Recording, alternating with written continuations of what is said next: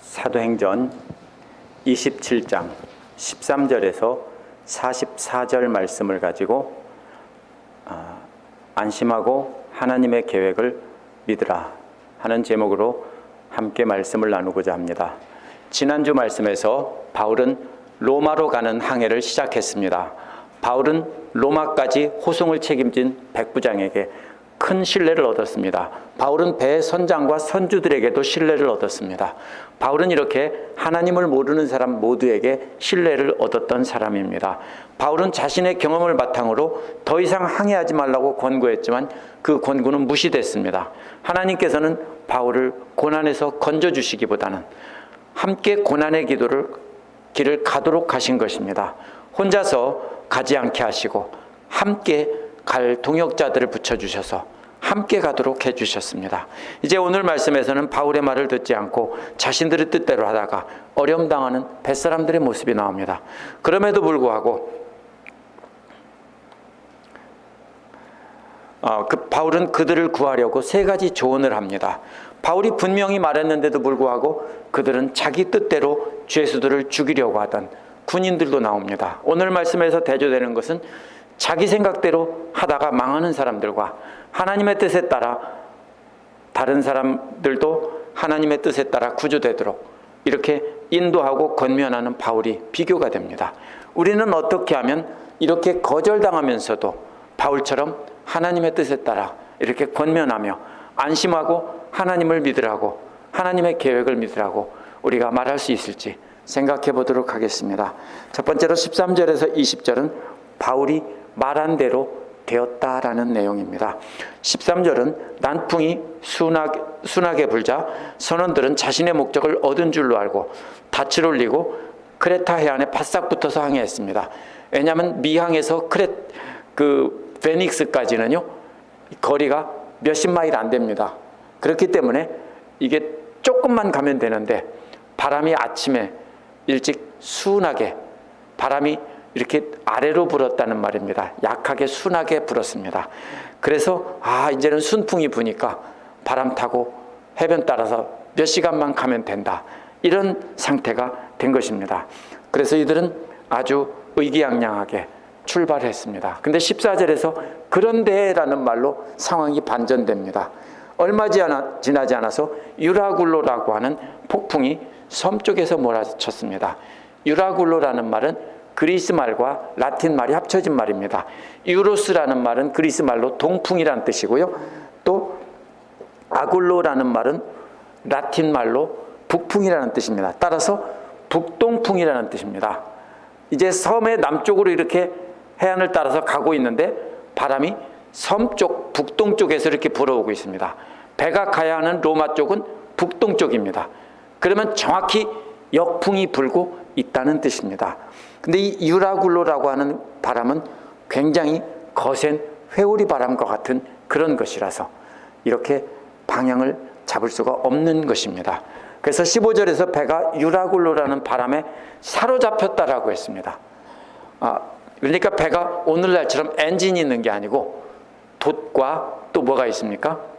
이 돛과 노 이것만 가지고 조종이 되기 때문에 바람이 세면 거슬러 가지 못하고 그냥 속절없이 떠내려가는 것입니다. 그래서 사로잡혔다라고 했습니다. 또 바람을 맞서서 나갈 수 없다고 했는데 원어는 이런 말입니다. 바람을 향해서 눈을 뜰 수가 없었다는 말입니다. 바람이 얼마나 세면 바람을 향해서 눈을 못 뜬다고 할까요? 웬만큼 세서는 우리 바람에 눈을 뜰 수 있습니다. 근데 이건 눈을 뜰 수가 없었다라는 뜻입니다. 북동풍이 불어오기 때문에 배는 가는 쪽으로 갈 수가 없고 이제 떠밀려 가는데 배는 계속 반대 방향으로 로마와는 반대 방향으로 남서쪽으로 남쪽으로 사정없이 떠밀려 가고 있었습니다. 섬 가까이 붙어서 페닉스까지 가서 큰 항구에서 편안하고 재밌게 쉬려고 했던 계획은 어긋나 버렸습니다. 요즘식으로 말하면은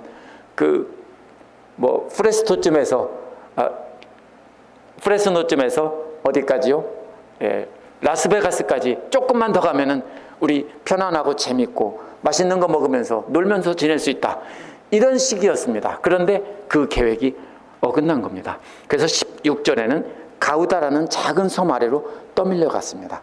계속 떠밀려 가다가 섬을 찾아서 간 게 아니라 작은 섬이 보이니까 그 섬이라는 다 산입니다. 그렇죠? 바다에서 높이 올라온 산이기 때문에 그 산이 바람을 조금 막아주니까 그 섬을 따라서 이렇게 배를 잠시 잡을 수 있게 된 겁니다. 배의 방향을. 그러자 뭘 했냐면요, 거룻배라고 하는 것은 구명보트입니다. 영어로 딩히라고 하죠. 이 구명보트가 지금 배에 묶어놨는데 끈에 매달린 채 바다로 다 내동댕이 친 겁니다. 근데 그게 없으면 큰일 나잖아요. 그러니까 바람이 조금 섬이 막아주니까 그거를 얼마나 무겁겠어요. 그거 온 힘을 다해서 끌어올렸는데 우리가 올렸다고 했기 때문에 누가도 함께 올린 겁니다. 선원들뿐만 아니라 그 무거운 배를 밧줄을 그냥 도르래도 없이 손으로 들려면 얼마나 무겁겠어요. 그래서 바로 우리가 들어 올렸다라는 겁니다. 간신히 구명보트를 들어 올렸습니다. 이제 다시 배를 조종할 수 있게 된 겁니다. 그래서 17절은 구명보트를 간신히 끌어올리고 밧줄로 선체를 동염했습니다. 이게 어떻게 동염했는지는 모릅니다. 어떤 사람들은 밧줄을 물이 흐르는 배 밑에다가 던져서 반대편으로 떠밀려 내려오면 배를 이렇게 묶었다라고 말하기도 합니다. 나무로 만든 배가 폭풍에 부서지지 않도록. 아니면 배 안에서 서로 양쪽을 서로 당겨서 묶어서 화물이 떠내려가지 않게 묶었는지, 어떻게 묶었는지 잘 모릅니다. 뭐 4가지, 5가지 여러 가지 의견을 제시하는데요, 우리는 모릅니다. 그러나 이 분명한 뜻은 이겁니다. 잠시 시간이 있을 때 배를 보호하기 위해서 선원들은 최대한의 노력을 했다라는 것입니다. 이들은 전문가이기 때문에 폭풍 위에서 살아남기 위해서 잠시 가우디가 막고 있는 그 동안에 최선을 다해서 노력을 해서 할 수 있는 일을 다 한 것입니다. 그리고 그들은 스르디스에 걸릴까 두려워해서 연장을 내리고 쫓겨갔다고 했습니다. 세번역은 스르디스를 리비아 근해의 모레톱이라고 의미를 풀어서 설명했습니다. 사실 이 부분을 읽으면, 개역개정을 읽으면 무슨 소리인지 저도 잘 모릅니다. 근데 세번역을 읽으면요, 이게 말이 됩니다. 번역이 잘 되어 있습니다. 그런데 이 스르디스라는 말은, 리비아는 아프리카 북쪽입니다. 아프리카 북쪽에서 떨어진 해안쯤에 이게 바로 바닷가가 아니고 물속에 이렇게 모래톱이 있는 모양입니다. 그래서 배가 거기에 걸리면은 이제 파손이 되는 겁니다. 그래서 거기에 걸릴까봐, 선원들은 알죠. 더 떠내려가면 거기에 걸릴까봐 뭐를 했습니까? 이제는 떠내려가지 않게 하기 위해서 뭐를 할까요? 붙잡을 수 있는 방법이 없어요. 닷밖에 없어요. 배 정박할 때 쓰는 거.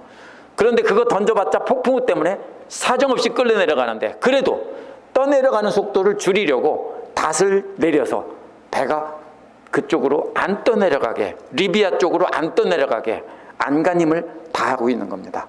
이렇게 온 힘을 다하고 있는데 배는 속절없이 리비아 쪽으로, 남쪽으로 사정없이 떠내려가고 있는 장면입니다. 이 누가는요, 이 부분을 얼마나 자세하게 썼는지 몰라요. 항해 전문가들, 탐험가들도 봐도 감탄할 정도로 정확하게 썼습니다. 이것은 꾸며 쓴 이야기가 아니라는 뜻입니다. 18절에서 우리가 풍랑으로 몹시 시달리고 있었다고 했습니다. 시달린다는 말은요, 원어에서는 이리저리 내동댕이 친다는 말입니다. 그런 배 타보셨어요? 배를 탔는데 이쪽으로 그냥 확 내동댕이 치고 또 저쪽으로 확 내동댕이 치고 모든 짐이고 사람이고 다 사정없이 이리저리 굴러다니는 모습입니다. 얼만큼요? 밤새도록 그렇게 됐다는 겁니다. 이리저리 내동댕이 쳐졌습니다. 배 위에 있는 짐이나 배 안에 있는 짐이나 사람이나 할 것 없이 막 다 이리저리 막 그냥 계속 내동댕이 쳐지는 모습입니다. 그래서 다음날 선원들이 짐을 바다에 던졌다고 했는데, 이때 던진 것은 화물입니다. 싣고 가서 로마에 가서 이렇게 갖다 줘야 되는, 오늘날로 말하면 UPS 화물 같은 것들입니다. 그 화물들을 모두 바다에다가 던져버렸습니다. 왜냐하면 배가 무거우면 이리저리 쏠리는 것이 더 크고 사람들이 위험하기 때문에 화물들을 다 던져버린 것입니다. 19절은 그렇게 해서 또 하루가 지나갔습니다. 그래서 사흘째라고 했습니다. 얼마나 징그럽겠어요. 사흘째 계속, 또 역시 계속 그냥 조금이 아니라 그 큰 배가, 엄청나게 큰 배입니다. 사정없이 이리저리 막 몰리고 있습니다. 그래서 그 다음에는 뭘 버렸다고 했냐면 자기 내 손으로 버렸다고 했어요. 왜 자기네 손으로 버렸다겠을까요? 이때 버린 것은 배에 꼭 필요한 장비들입니다.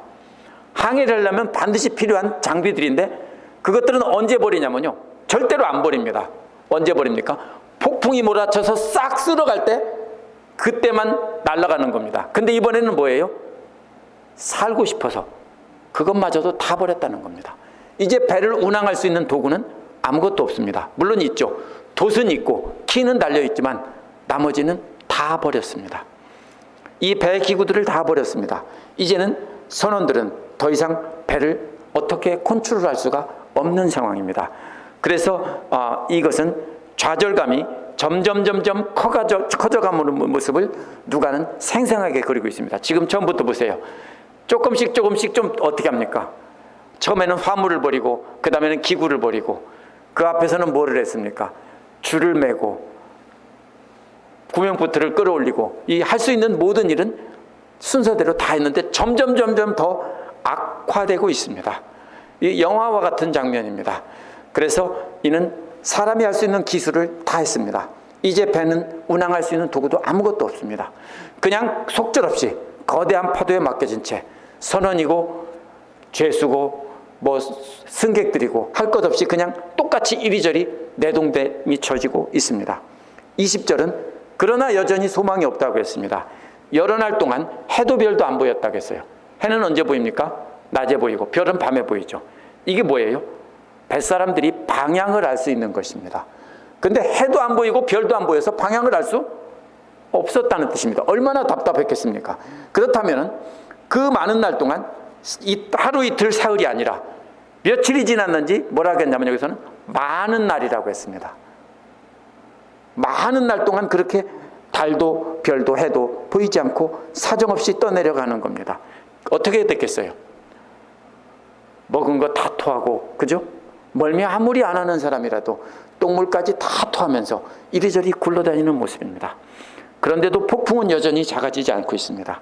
그래서 구조될 모든 희망의 불씨는 완전히 꺼져버렸다고 했습니다. 하나님의 사람 바울이 이미 그렇게 경고했는데도 자신들의 생각을 따라 항해를 나섰기에 바울의 말 그대로 돼서 이제 다 죽게 된 것입니다. 기술이 그렇게 좋은 선원들도 할 수 있는 모든 노력을 다 했는데도 아무 소용이 없었습니다. 그냥 소용없이 별도 보지 못하고 해도 보지 못하고 떠내려만 갑니다. 이것이 우리네 인생입니다. 우리의 생각으로 뭔가 우리가 하려고 했을 때 우리는 그런 상황을 맞게 됩니다. 하나님의 뜻에 따르지 않고 내 생각으로 뭔가 하려고 할 때 우리가 바로 그런 상황이 되는 것입니다. 두 번째로 구조를 위한 바울의 세 가지 권고가 나옵니다. 21절에서 38절은 이런 상황에서 바울이 세 가지 권고를 하는데 첫 번째로 21절에서 26절은 이런 상황에서 용기를 잃지 말라라는 것입니다. 항해 전문가들이 모든 것을 다 하고도 배 운항할 수 있는 도구까지 다 버리고 이제는 끝났다 하고 죽는 날만 기다리고 있는데도 그렇게 열흘이 넘게 나중에 14일이라고 했으니까 10하루인 겁니다. 사흘 뒤에 10하루 동안 그렇게 계속 굴러다니기만 했는데 그런 상태에서 바울이 나선 것입니다. 이게 쉬운 일이냐고요. 그런 상태에서 안심하라. 이게 뭐라고 할까요? 욕하겠죠? 그렇죠? 잘 듣겠습니까? 이런 상황에서 바울이 나선 거예요. 안심하라고. 이게 말이요, 똥이요, 밥이요, 뭐요? 이게 뭔 소리예요? 이게 바울이 이런 상황이에요. 지금요. 모두가 죽겠다고 하는데 안심하라고 하면은 어떻게 하겠어요? 우리 같으면 가재 눈을 뜨면서 노려보면서 아니면 욕이라도 해붙이지 않겠어요? 아마 힘없어서 욕도 못할 거예요. 지금 그런 상황이에요. 그런데 이런 상황에서 바울이 나서서 안심하라라고 말을 합니다. 이렇게 할 수 있었던 것은 바울이 경험이 많아서가 아닙니다. 그리스도인다운 믿음과 성품 때문입니다. 하나님께서 말씀해 주셨기 때문에 그것을 근거로 욕을 먹을 줄 알면서도 안심하라고 말을 한 것입니다. 21절에서 사람들은 아무것도 먹지 못했다고 했습니다. 원문은 곡식으로 된 어떤 음식도 먹지 못했다는 뜻입니다. 없어서 못 먹은 게 아닙니다. 배의 식량은 버리지 않았습니다. 그런데 풍랑에 시달리느라 멀미하느라고 못 먹었고 정신이 없어서 못 먹었습니다. 그리고 죽을지 살지 모르니까 일단 붙잡고 살려고 매달리다 보니까 제대로 먹지 못했습니다. 또 공포감 때문에 먹지 못했습니다. 그런 때 이렇게 말했습니다. 여러분은 내 말을 듣고 크레타에서, 그러니까 미항에서 출발하지 않았어야 했습니다. 그랬으면 이런 재난과 손실은 입지 않았을 것입니다. 라고 말했습니다. 재난과 손실은 비슷한 말인 것 같죠? 원어는 정확히 구별됩니다. 재난이라는 말은 공격을 받아서 상처를 입는다는 뜻입니다. 그러니까 뭡니까? 배가 상처를 입은 겁니다. 배가 깨지고 부서지고 이렇게 상처를 입은, 심각하게 파괴된 것입니다. 손실은 재산상의 손실을 말하는 겁니다. 그렇기 때문에 배가 깨지고 배 안에 있는 값진 물건들을 다 잃게 되었다라는 것입니다. 21절은 그러나 나는 이제 여러분에게 권합니다라고 말합니다. 권한다는 말은 옆에서 말한다는 뜻입니다. 그들에게 조언을 했는데도 묵살을 당했는데 또다시 먼 속으로, 나 같으면 안 해요. 그런데 먼 속으로 또다시 옆에서 다정하게 다시 조언을 하고 있습니다. 이것은 바울이 자신이 말할 내용에 대해서 확신을 가졌기 때문에 이렇게 다시 옆에서 말하고 있습니다. 절대적인 확신을 가지고 안심하라라고 말을 합니다. 상황은 조금도 나아지지 않고 계속 내팽겨치지는 상황에서 바울은 안심하라고 말합니다. 하나님을 절대적으로 확신하기 때문입니다. 하나님 말씀을 믿기 때문입니다. 22절 뒷부분은 왜냐하면이라는 말로 이어갑니다. 어떻게 이런 상황에서 안심하라고 하는지 이유를 밝혀야 될 거 아니에요. 그래서 이유를 밝힙니다. 그것은 배만 잃게 될 뿐 아니라 배만 잃게 될 뿐 그들 가운데는 한 사람도 목숨을 잃지 않을 것이라고 말을 합니다. 이것은 하나님께서 말씀해 주신 것입니다. 배만 잃고 나머지는 전원 구조된다는 것입니다. 하나님께서 이것을 말씀해 주셨기 때문에 바울이 내가 말한다 이렇게 말합니다. 23절도 왜냐면이라고 말합니다. 그것은 지난밤 자신이 속해 있고 자신이 섬기는 하나님의 천사가 자기에게 말해줬다는 겁니다. 왜 이렇게 이상한 말을 할까요? 내가 속해 있고, 우리 아버지라고요. 내가 속해 있는 우리 아버지, 또 내가 섬기는 그 하나님이, 천사가 내게 어젯밤 말해줬어요. 왜? 나머지는 다 예수를 안 믿는 사람이고 하나님을 믿지 않는 사람들이에요. 그러다 보니까 이방인들은 각자 자기들의 신을 섬기는 사람들입니다. 어떻게 했을까요? 저들은 바다의 신에게, 어쩌면 포세이돈에게 살려달라고 간구했을지도 모르고 자기들의 신들에게 모두 밤새도록 10하루 동안, 아니 14일 동안 울부짖으며 기도를 했을지 모릅니다. 했겠죠? 안 하겠어요? 특히 뱃사람들은 그런 거 엄청 잘합니다. 다 했을 겁니다. 그런데 이 거짓 신들은 아무도 응답하지 않았습니다. 그 많은 날 동안 아무도 응답하지 않았습니다. 뭐가 생각납니까? 저는 바알신과 아세라신의 선지자들, 엘리야와 500명의 바알신 선지자들이 대결하는데 아무리 울부짖어도 응답하지 않는 모습과도 같다고 봅니다. 그런데 여호와 하나님께서 엘리야의 기도에 불로 응답한 것과도 같다고 봅니다. 바울 한 사람과 배 안에 타고 있는 수백 명의 사람들이 이렇게 대조되는 것입니다. 그들의 신은 아무도 응답하지 않았는데 바울이 믿는 하나님, 내가 속해 있고 내가 섬기는 그 하나님이 내게 어제 말씀해 주셨다, 이렇게 말한 겁니다. 24절은 하나님의 천사가 말한 것입니다. 천사는 바울아 두려워하지 말아라. 너는 반드시 황제 앞에 서야 한다. 보아라, 너와 함께 타고 가는 사람들의 안전을 너에게 맡겨주셨다라고 했습니다. 배 탄 모든 사람들은 다 바울에게 선물로 주셨다. 이게 원어의 뜻입니다. 바울아 안심해라. 배 탄 모든 사람들을 다 너에게 선물로 주셨다. 그래서 바울은 그들을 살리기 위해서 첫 번째 한 권고가 안심하라는 것입니다. 뭐가 제일 두렵습니까? 제일 문제가 뭡니까? 두려움에 사로잡혀 있는 것이 제일 문제입니다. 사람들은 마음 때문에 병이 들어서 죽지 실제로 칼에 찔리거나 병에 들거나 차에 쳐 죽거나 이런 경우는 거의 없습니다. 대부분의 오늘날 세상 사람들도 마음속에 스트레스와 근심 때문에 병에 걸리고 암에 걸리고 다 그래서 죽습니다. 제일 문제는 뭐예요? 마음이에요. 그래서 제일 먼저 살려면 뭐부터 해야 됩니까? 이제는 마음부터 안심해야 합니다.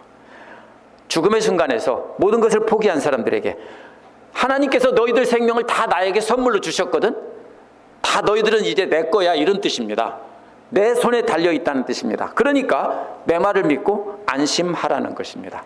죽음의 순간에도 절망하면 죽는 것이지만 살 수 있다고 소망하면 사는 것입니다. 뭐라고 말합니까? 그래서 우리 속담에도 호랑이에 물려가도 정신 차리면 산다, 이런 것이 바로 이 마음이 문제라는 뜻입니다. 25절에서 바울은 또다시 안심하라고 말합니다. 세번역은 22절에서는 기운 내라고 했고 25절에서는 힘을 내라고 했지만 둘 다 똑같은 말입니다. 말은요, 좋은 숨이라는 뜻입니다. 숨이라는 말은 사람의 생명을 나타내기도 하고 이런 겁니다. 좋은 숨. 뭐예요? 좋은 마음이라는 뜻입니다. 이제 마음 편히 갖고 숨 편히 쉬고 안심하라는 겁니다.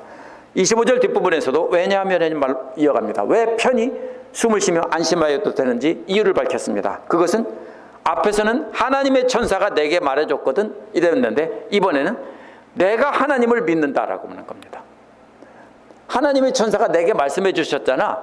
나는 그 말을 믿는다, 이 말입니다. 그러니까 너희들 안심해도 돼, 이렇게 합니다. 우리도 마찬가지입니다. 하나님께서 내게 말씀해 주셨다. 근데 나는 못 믿겠어. 그러면 어떻게 돼요? 말한 거 소용이 없죠. 나는 믿어. 너희들도 믿고 싶으면 믿고 말고 싶으면 말어. 근데 나를 믿으면 살 것이고 내 말을 안 들으면 너희들은 다 죽을 거야. 이런 소리입니다. 26절에서 우리는 어떤 섬에 닿게 될 것이라고 했습니다. 이 닿는다는 말은요, 점잖게 살짝 배가 닿는다는 뜻이 아닙니다. 29절에서 닷 4개를 내렸다는 말과 똑같은 말입니다. 혹시 배 닷 내릴 때 그 큰 배를 붙잡는 닷이 엄청 크겠죠? 살그머니 내릴 사람이 있어요? 그냥 던지죠? 그러면 내 동댕이 쳐지는 겁니다. 이 말을 보면은 또 32절에서 구명보트를 떨어뜨렸다고 할 때 쓰는 말입니다. 구명보트를 바다에 떨어뜨릴 때 살살 떨어뜨릴 사람이 없습니다. 집어 던지죠, 급한데. 그런데 바로 여기서도 배가 어떤 섬에 닿는다는 말은 어떤 섬에 그냥 내팽개쳐진다는 뜻입니다. 어떤 섬에 내팽개쳐질 거다. 안전하게 상륙된다는 뜻이 아닙니다.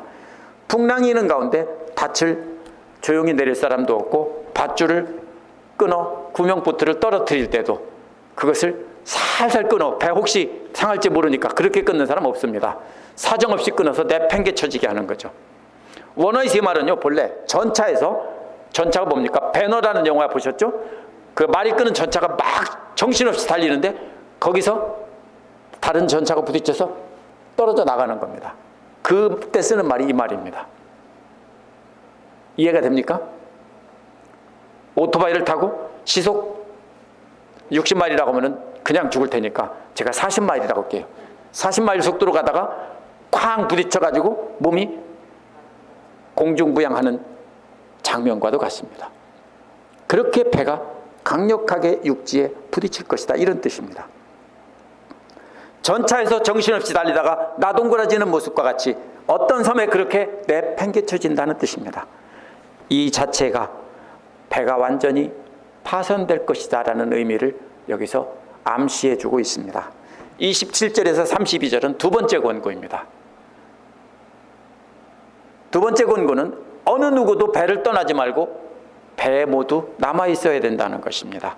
27절은 14일째 되는 밤이라고 했기 때문에 20절의 여러 날이 이제는 며칠인지 알 수 있습니다. 14일째 되는 날에 밤에 아드리아 바다에 떠다녔다고 했습니다. 이 그리스를 중심으로, 이탈리아를 중심으로 그리스의 동쪽은 에게해, 에이지안시라고 부르고요. 이 근방에도 그런 가게나 이런 이름들이 많이 있더라고요.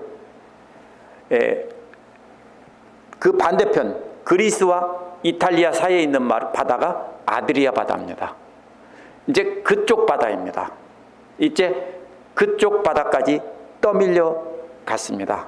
떠밀려 다녔다는 말은 이곳에서 저곳으로 계속 던져졌다는 말입니다. 배구하는 모습과도 같습니다. 배구 선수들이 양쪽에서 공을 툭 치면 이쪽으로 휙 넘어갔다가 다시 또 이쪽으로 치면 또 넘어오죠. 배가 그렇게 이리 떠밀려 갔다가 저리 떠밀려 갔다가 계속 탁구공처럼, 배구공처럼 그렇게 흔들리며 떠다녔다는 뜻입니다. 바로 밤중에 선원들은 그러다가 어떤 육지에 가까이 이르고 있다고 짐작했습니다. 안 보이는데도 선원들의 뭐가 있어요? 감이 있어요. 그래서 뭐를 했습니까? 자기들끼리만 생각했다는 겁니다. 이건 비밀리에 생각했다 이런 뜻입니다. 알리지 않았습니다. 28절에서 그래서 선원들은 물의 깊이를 재보니 20길이었다고 했습니다. 영어 번역은요, 깊이를 잰다는 말을 사운딩이라는 단어를 썼습니다. 근데 오해하면 안 됩니다. 오늘날은 음파를 내서 음파가 바다 밑에 충돌하면은 돌아와서 그것을 기계로 재가지고 깊이를 잽니다. 그래서 사운딩이라는 단어를 쓰는데 그 당시에는 그렇게 하지 않았습니다. 기계가 없었어요. 그러면 이것은 영어로 또 이렇게 번역하면 안 됩니다. 어떻게 했냐면요, 납덩어리가 달린 큰 추가 달린 줄을 갖고 다녔습니다. 그래서 그것을 내려가지고 그게 땅에 닿은 느낌이 있으면 그 다음에 거기다 표시한 다음에 끌어올려서 그 길이를 잰 것입니다. 이렇게 해서 쟀다가 조금 후에 라는 말은 브루스는 30분 후에라고 이렇게 말을 합니다. 30분쯤, 20분쯤 어떤지 모릅니다. 어쨌든 상당한 시간이 조금 지난 뒤에 다시 재보니까 15길이었습니다. 근데 바다에서 이 정도로 5길이나 얕아졌다는 얘기는 엄청나게 빠른 속도로 육지로 접근하고 있다는 뜻입니다. 뭐 바다 깊이가 계단처럼 이렇게 올라가는 게 아니기 때문에 아주 빠른 속도로 육지로 접근하고 있다는 뜻입니다. 그래서 선원들은요, 엄청난 두려움에 휩싸였습니다. 왜? 조금 있으면은 항구가 아닌 곳은 다 바위가 있어서 거기에 걸리면 배가 깨지기 때문입니다. 그래서 29절은 그래서 혹시 우리는 암초에 걸리지 않을까 염려하여 고물에서 닷을 4개 내리고 날이 새기를 기다렸다고 했습니다. 고물이란 떡고물이 아니고요, 배 뒷부분을 말합니다. 배 뒷부분 높은 곳을 고물이라고 합니다. 거기서 닷을 4개를 내렸습니다. 근데 여기서 우리가 내렸다고 했기 때문에 선원들이 내린 게 아니라 누가도 내렸습니다. 누가 일행도 내렸고요, 아마 그 배에 탄 승객들이 함께 내려줬을 겁니다. 도와서 서로. 계속 떠밀려 가다가는 암초에 부딪혀 배가 깨질지 모르기 때문에 일단 닷 4개를 다 내렸습니다. 그리고 날이 밝기를 기다린 것입니다. 닷을 내린다는 말은 26절에서 배가 섬에 내동댕이 쳐진다는 말과 같은 말입니다. 닷을 바다에다가 내동댕이 쳤습니다. 30절에서 선원들이 배에 탈출하려고 했습니다. 이번에는 이물이라고 했습니다. 이물은 배의 갑판 앞쪽에 높은 곳입니다. 그런데 앞에서도 닻을 내리는 척하면서, 선원들은 앞에서 있었어요. 이 상황을 재구성해 보면 우리는 뒤에 있었고 선원들은 앞에 있으면서 앞에서도 닻을 내리는 척하면서 뭘 내렸어요? 구명보트를 내렸어요. 선원들은 몰래 도망가려고 하겠던 거예요. 얼마나 두려웠는지 짐작할 수 있습니다. 원래 선원들은요, 배에서 죽으라 이래요. 그게 뱃사람들의 전통입니다. 그게 미덕이고요. 이렇게 할 수 없어요. 배를 버리고 떠나는 일 없어요. 그런데 전통적으로 선원들이 배를 버리고 떠나는 일은 없어요. 영화 타이타닉 보셨어요? 그 선원들은 그냥 죽고 다른 사람들을 다 보내죠. 그것이 옳습니다. 선장이 어떻게 합니까? 끝까지 키를 잡고 배에서 죽는 것이 원칙입니다. 근데 이 사람들은 지금 제정신이 아니에요. 왜? 계속해서 공포가 밀려오다 보니까, 오랫동안 시달리고 못 먹다 보니까 이들은 제정신이 아니에요. 극단적인 공포에 사로잡혀 있어서 이들은 바울이 안심하라는 말도 안 들어와요, 귀에. 이들은 하나님께서 바울에게 말씀하셨다는 말도 전혀 안 믿고 있어요. 이런 행동이 바로 하나님의 계획을 막는 것입니다.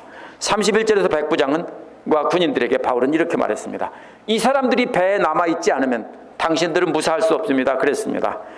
바울은 계속 갑판 위에 있었습니다. 어디에 있었습니까? 뒤쪽에 있었을 겁니다. 그러면서 앞에서 하는 것을 보고 짐작했습니다. 배가 크기 때문에 배를 내리는지 뭘 내리는지 잘 모릅니다. 그렇지만 뒤에서 앞에 있는 선원들의 행동을 보고 바울은 알았습니다. 그러자 병사들은 구명보트에 줄을 끊어서 구명보트를 떨어뜨려 버렸습니다. 사실은 끌어올려야 옳습니다. 왜요?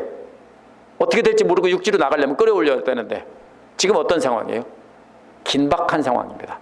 영화의 한 장면 같은 상황입니다. 이미 구명보트는 내려지고 있고요, 선원들도 여차하면 배 위로 구명보트 위로 뛰어내릴 참입니다. 그거 하지 말고 끌어올려 이렇게 하면 어떻게 됩니까? 그냥 뛰어내리면 어떻게 할 거예요? 그래서 어떻게 했어요? 이 로마 군인들은 큰일 났다 싶어서 그냥 칼로 그냥 밧줄을 다 그냥 끊어버린 겁니다. 그래서 보트를 목숨줄과도 같은 보트를 희생시켜버린 겁니다. 그래서 이 구명보트가 26절 29절에 나온 말과 같이 바다에 내동댕이 쳐졌습니다. 잠시 후면 배도 바다의 암초에 내동댕이 쳐질 것입니다. 계속해서 말하는 것은 내동댕이 쳐지고 있다는 말입니다.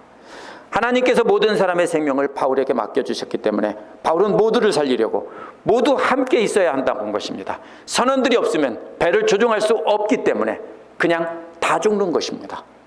33절에서 38절에는 세 번째 권고가 나옵니다. 바울은 구조받기 위해 음식을 먹으라고 한 것입니다. 14일 동안 먹지 못했기 때문에 지쳐 있었습니다.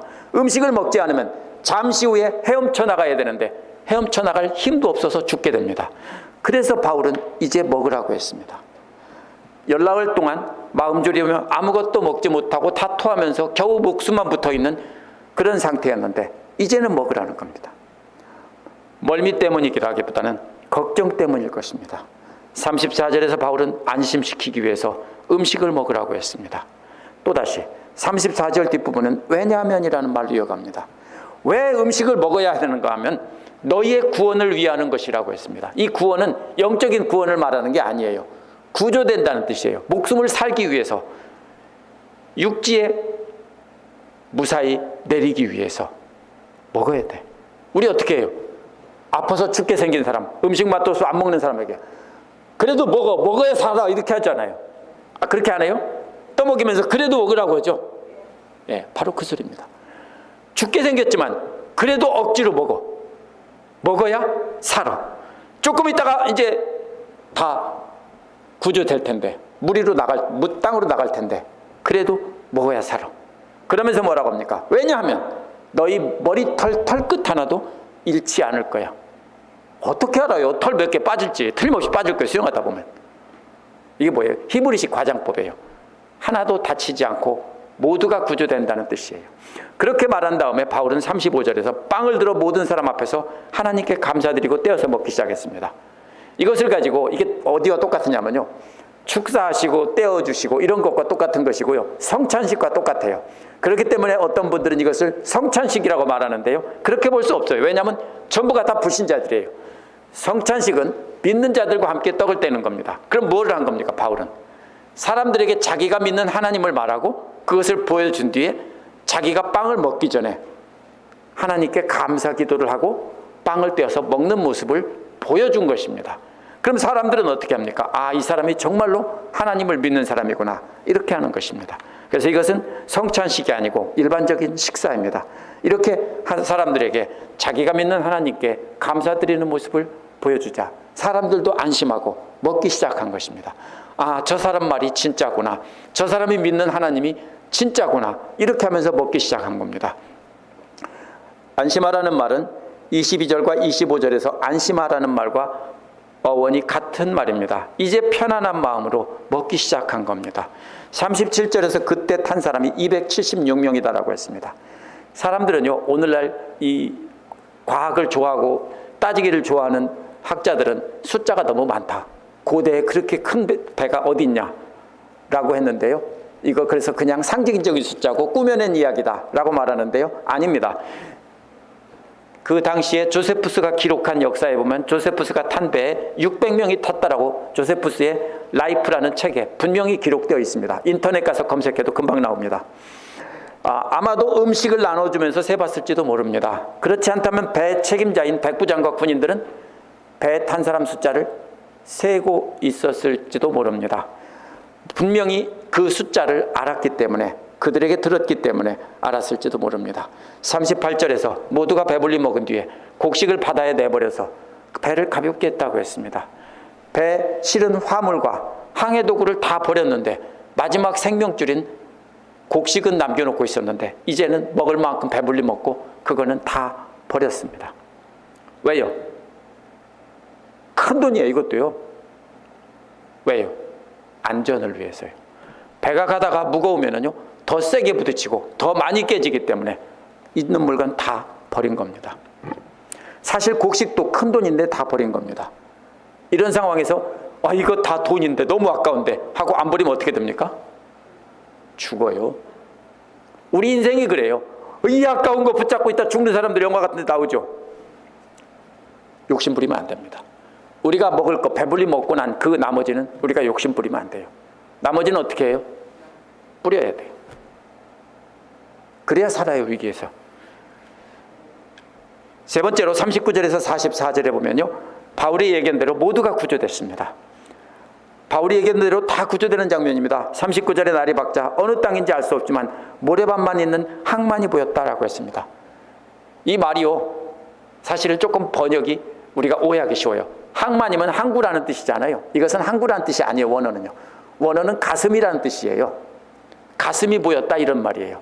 무슨 가슴이냐, 뭘 또 가슴이라고 했냐면요, 바다와 육지가 만나는 곳에 베일을 가슴이라고 했어요. 쑥 들어간 곳에 품어줄 수 있는 곳, 배를 품어줄 만하게 쑥 들어간 베일을 가슴이라고 했어요. 그러면 이 말은 무슨 말이냐면요, 배를 댈 만한, 쑥 들어간 배가 보호될 만한 그런 가슴 같은 그런 뭐가 보인다? 육지가 보인다, 이런 말입니다. 그래서 저기에다가 배를 대자. 저기라면 배를 품어줄 수 있는 배의 가슴이 될 수 있다, 배의 항구가 될 수 있다, 이런 말입니다. 40절은 닷을 모두 끊어버렸습니다. 그동안은 끊으면 안 되죠, 사실. 근데 배는 이제 더 이상 못 쓰게 되었으니까 그것을 어떻게 들어 올려요, 그 무거운 거를. 던질 때도 힘들었는데. 그래서 그냥 다 끊어버립니다. 그리고 이제는 자기들만 살려고 도망가던 선원들도 열심히 배를 위해서, 모두 살리기 위해서 일하고 있습니다. 키줄을 늦추고요. 키라는 것은 뒤에 달린 방향타입니다. 방향타를 줄로 감아서 줄을 당기는데 그 줄을 늦춰서 방향을 잡고, 또 왜냐하면 풍랑에 떠들 때는 그 키줄을 어떻게 했을까요? 묶어놨겠죠. 이리저리 떠돌지 말라고. 근데 이제는 그것을 풀어놓고 돛을 올려서 해안을 향해서 가고 있습니다. 근데 41절에서 두 물이 합하여 흐르는 곳에 끼어들어서 배가 걸렸습니다. 이 물은 배의 앞부분입니다. 그래서 배의 앞부분은 얕은 바닥에 걸려, 모래톱에 걸린 게 아니에요. 모래톱에 걸렸으면 얼마나 좋겠어요, 그죠? 모래톱에 걸린 게 아니에요. 바다에 그런 모래가 어디 있어요. 그래서 그렇다고 육지에 가까이 온 것도 아니에요. 아직도 육지까지는 멀어요. 아마 최소한 이 앞에 있는 그 모래섬보다도 훨씬 멀었을 겁니다. 그래서 거기에서 앞부분은 암초에 걸린 겁니다. 그리고 고물은 뒷부분입니다. 뒷부분은 큰 물결이 계속 치고 있기 때문에 깨져버리는 겁니다. 그래서 조금 있으면 배는 퐁당 가라앉습니다. 그러자 41절에서 군인들은 죄수를 모두 죽여서 아무도 도망가지 못할 계획을 몰래 세웠습니다. 뭐와 똑같습니까?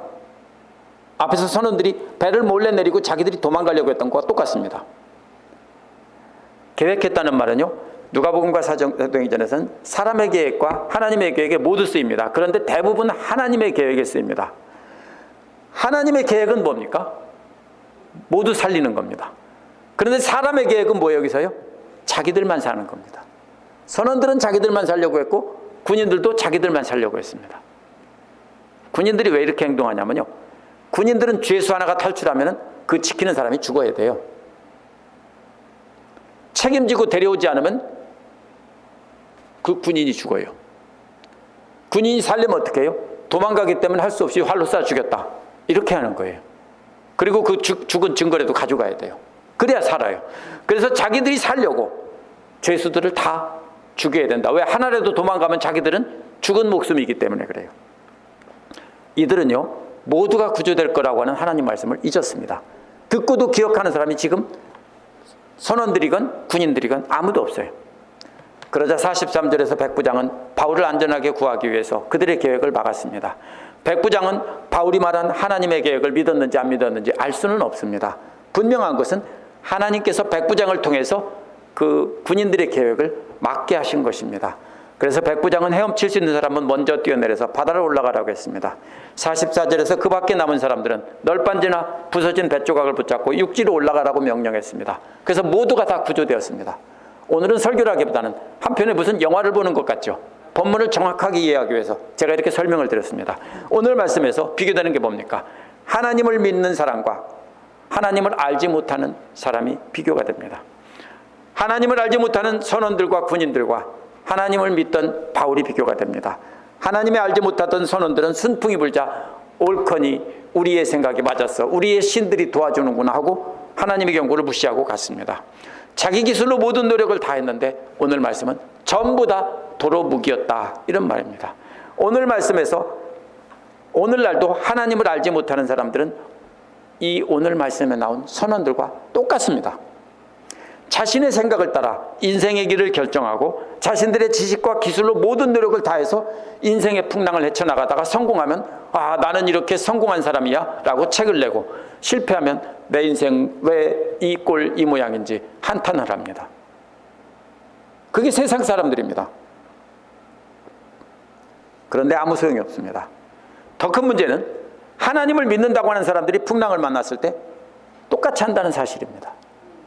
아니에요? 겨요. 충청도 사투리요. 겨요. 이게 뭐예요? 아니라고 부인하고 싶지만 저도 과거에 그런 적이 있습니다. 어려운 일을 만나면 하나님의 말씀을 의지하기보다는 내가 생각하고 내가 노력해서 이쪽으로 가야 돼, 이렇게 해결해야 돼, 이렇게 한다는 겁니다. 그런데 하나님 말씀을 의지하지 않고 하나님 말씀을 떠나서 노력하는 모든 것은 다 헛수고입니다. 해보셨어요? 내가 가진 돈을 어떻게 위기에서 잘 지켜보려고 꽉 붙잡고 있던가요? 뭐가 똑같습니까? 백사장의 모래를, 고운 모래를 꽉 쥐면 질수록 어떻게 됩니까? 손가락 사이로 다 빠져나갑니다. 그게 집사님들 인생, 지금까지 살아온 인생이고 제가 살아온 인생입니다. 아니에요? 겨유. 이게 문제입니다. 우리가 오늘 말씀에서 말하는 것은 바로 이것입니다. 이와는 달리 하나님을 믿고 의지하던 바울은 이런 상황 속에서도 하나님의 약속을 믿고 사람들을 안심시켜주고 다 살 수 있다고 하면서 이렇게 계속 격려하는 참된 지도자의 모습을 보여줬습니다. 이게 쉬운 일이 아니에요. 왜냐하면 끝까지 이들은 바울의 말을 안 믿었어요. 그리고 엉뚱한 짓 하고 있잖아요. 그런데도 그런 사람들에게 지도자 노릇을 했습니다. 바울은 사람들의 마음을 편안히 하라고 했고 한 배에 머물러 있어야 된다고 했고 음식을 먹고 힘을 내라고 했습니다.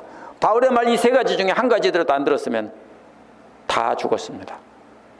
바울은 자기에게 맡겨진 선물인 그 사람들을 책임을 지고 전체를 살린 것입니다. 하나님의 약속을 믿고 안심하고 한 배 안에 머물러 있어야 하고 육신이 지치지 않도록 잘 먹어야 한다. 이것은 오늘날도 똑같은 원리입니다. 먼저 마음을 편안히 하십시오. 지금 힘듭니까? 마음을 먼저 편안히 하십시오. 까짓 거 죽기밖에 더 하겠어. 그죠? 하나님을 믿고 마음을 편하게 하고. 또 우리는 한 배를 탄 사람입니다. 나만 살겠다고 이 어려운 때 나만 빠져나가면 먼저 죽어요. 영화에서 그런 사람 보면 어떻게 돼요? 제일 먼저 죽어요. 그죠? 살아나려고 도망치다가 제일 먼저 죽어요. 그렇게 하면 안 됩니다. 한 배에 머물러 있어야 되고, 그리고 우리는 어려울 때도, 지금 우리가 경제적으로 힘들고 모든 거 힘들 때도요, 뭐만 하면 됩니까? 잘 먹으면 돼요. 그리고 건강하면 돼요. 그러면 때가 되면 그까짓 거는 다 회복될 수 있는 거예요. 다른 거 걱정할 거 없어요. 지금 뭐예요? 코로나는 옛날 우리 어릴 때 자동차인데요. 상관없어요. 잘 먹으면 돼요. 돈 걱정하지 마세요. 잘 먹고 건강하고 있다가 지나가고 기회가 되면 할 수 있지만, 만약에 우리가 음식을 잘 먹지 않고 건강하지 못해서 죽게 되면 하나님 계획 따라 할 수 없어요. 오늘날 우리가 코로나 바이러스로 인해서 살고 있는 것이 마치 이 풍랑과도 같다고 생각합니다. 떠밀려가고 있습니다. 함께 예배도 드리지 못하고 마음대로 만나서 밥 먹고 떠들고 놀지도 못합니다. 그런데 이런 상황에서도 우리가 해야 될 일은 하나님 말씀에 귀를 기울이는 겁니다. 하나님의 말씀을 듣고 하나님의 약속을 깨닫고 안심해야 되는 겁니다. 이 풍랑 역시 지나갈 것입니다. 이 또한 지나가리라. 언젠가는 지나갈 것입니다. 자기들만 살겠다고 구명보트 내리던 선원들처럼 나만 살겠다고 하면 안 됩니다. 우리 역시도 함께 한 배를 타고 하나님의 약속 안에 머물러 있어야 하는 것입니다. 무엇보다 중요한 것은 어떤 상황 속에서도 우리가 하나님께서 주신 육신을 건강하게 잘 관리하며 살아야 합니다. 바울은 로마로 보아야 한다는 하나님의 약속을 믿고 경험과 지식을 바탕으로 사람들에게 권면했지만 무시무시 개무시당했습니다. 그런데 오늘 말씀에서도 하나님께서 자신에게 알려주신 것을 말하면서 권면했지만 선원들은 바울의 권면을 듣지 않고 도망가려고 했고, 군인들은 바울의 말을 듣지 않고 다 죽이려고 했습니다. 이런 상황에서 바울이 얼마나 낙심했을까요? 우리는 생각해야 됩니다. 그런 상황에서도 낙심하지 않고 끝까지 하나님의 약속을 붙잡고 권면한 사람이 바울입니다. 그러면 오늘 교회도 마찬가지입니다. 어려운 상황 속에서 우리가 해야 할 일은, 어떤 분들은 다 모여야 된다, 코로나가 무서운 게 아니다, 그건 믿음이 없는 거다. 저는 꼭 그렇게 정죄하고 싶지는 않습니다. 물론 사모하는 마음이 있어서 나오기도 하지만 몸이 약한 분들은 무서워서 못 나올 수도 있습니다. 그게 중요한 게 아닙니다. 지금 모이고 안 모이고가 중요한 게 아닙니다. 우리는 약속을 붙잡는 것입니다. 하나님의 약속을 붙잡고 하나님의 말씀을 붙잡고 살아야 되는 것입니다. 그런데 하나님의 말씀을 손에서 놓는 순간 우리의 생각과 계획이 우리를 떠밀려가게 합니다. 지금 혹시 하나님 말씀 묵상하거나 계속 보고 기도하고 이런 것을, 하나님 말씀 붙잡는 걸 놓으신 분이 있어요? 코로나 때문에 리듬이 깨져서 정신없이 떠내려가고 있는 중입니다. 맞아요. 정신없이 표류하고 있어요. 돛대도 삿대도 아니 달고 그렇게 낭만적으로 떠내려가는 게 아니라 폭풍에 떠밀려가고 있습니다. 그것을 그렇게 되지 않으려면 바로 뭡니까? 말씀을 붙잡는 겁니다. 하나님을 대적하도록 계획하는 마귀는요, 우리가 하나님의 말씀을 놓는 순간 자동적으로 우리의 생각이 우리를 사로잡도록 그렇게 이끌어갑니다. 그러므로 지금 함께 모이지 않는다고 말씀을 손에 놓았다면 정신없이 떠내려가 지금 조금 있으면 죽을지도 모른다, 영적으로 멸망할지도 모른다. 이것을 꼭 생각하셔야 됩니다. 지금 이 순간 오히려 하나님 말씀 붙잡고 하나님의 약속을 분명히 확인하고 하나님과 동행하기에 더 좋은 순간입니다.